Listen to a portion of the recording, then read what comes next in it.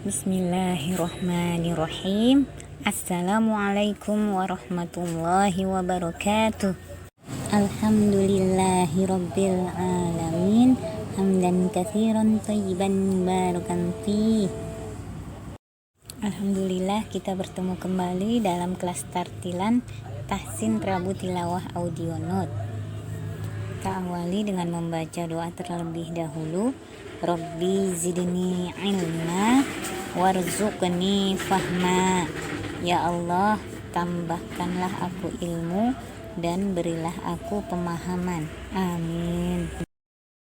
Materi kali ini adalah lanjutan yang sebelumnya tentang bagaimana cara mewakafkan bacaan. Sekarang adalah cara mewakafkan lafal yang berakhiran dengan huruf yang bersukun. Caranya bagaimana? Caranya harus dibunyikan mati dengan terang menurut bacaan yang semestinya. Karena huruf terakhirnya sudah sukun, maka dibacanya sesuai bacaan semestinya. Jika qalqalah, ya harus mantul. Jika ada huruf yang bersifat hamas atau keluarnya nafas atau terlepasnya nafas, maka harus dibaca hamas.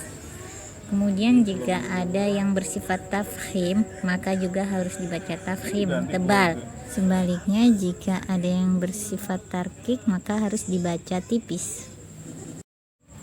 Berikut ini adalah contoh-contoh ayat yang huruf akhirnya sudah sukun atau sudah mati. Pada contoh yang pertama, li rabbika wanhar.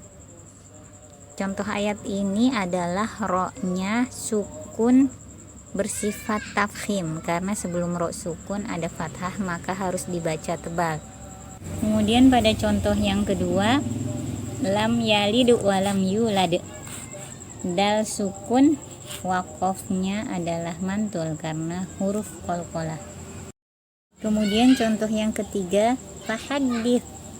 Ini adalah salah satu contoh huruf yang bersifat hamas, keluarnya atau terlepasnya angin dari dalam mulut, maka harus ada sifat hamasnya.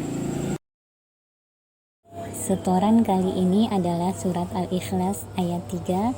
Kita awali dengan membaca ta'awudz. A'udzu billahi minasy syaithanir rajim. Lam yalid wa lam yulad. Dia tiada beranak dan tidak pula diperanakkan. Surat Al-Ikhlas ayat 3. Dalam mengucap mim sukun dalam ayat ini tidak boleh ditahan. Mim sukun kedua bibir harus rapat, atas dan bawah. Tidak boleh dilipat ke dalam. Kemudian dalam membaca dal sukun, karena ini huruf qalqalah, maka harus mantul.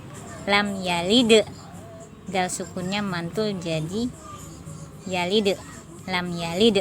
Kemudian walam yulad, mantul juga sama. Dijelaskan dalam sebuah hadis tentang sebab turunnya surat ini dari Ubay bin Ka'ab, bahwa orang-orang musyrik berkata kepada Rasulullah SAW, ceritakan mengenai Tuhanmu kepada kami. Lantas Allah Subhanahu wa Ta'ala menurunkan surat Al-Ikhlas. Katakanlah, dialah Allah yang Maha Esa. Allah adalah Tuhan yang bergantung kepadanya segala sesuatu. Dia tiada beranak dan tiada pula diperanakkan. Surat Al-Ikhlas ayat 1-3.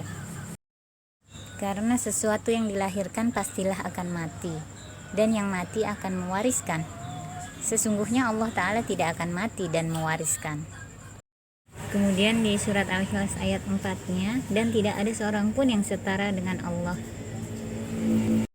Jadi tidak ada yang menyerupai Allah dan tidak serupa dengan apapun.